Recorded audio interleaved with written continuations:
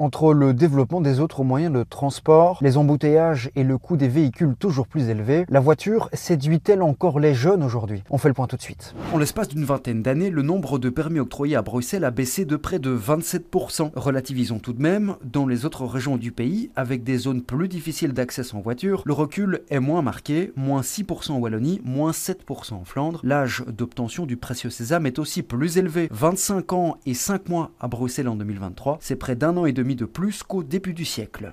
Une situation qui peut s'expliquer évidemment par plusieurs facteurs. D'abord, les alternatives à la voiture sont de plus en plus nombreuses, que ce soit le vélo, les transports en commun, les trottinettes électriques ou les véhicules partagés. Et puis la marche, elle séduit aussi pour les toutes petites distances.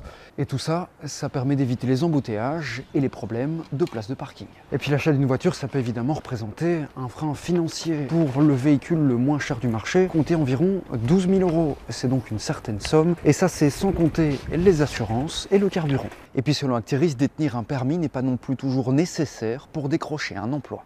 Environ 21% des offres d'emploi mentionnent qu'un permis de conduire est souhaité ou exigé. Les emplois proposés dans la région bruxelloise sont plus souvent issus du secteur tertiaire et donc moins liés aux métiers techniques, à la construction ou au transport, où un permis est plus fréquemment indispensable. Et pour finir, certains profils préfèrent évidemment éviter la voiture pour des raisons écologiques, mais difficile de dresser un constat général. Chaque profil est différent et certains jeunes restent évidemment encore attachés à la voiture.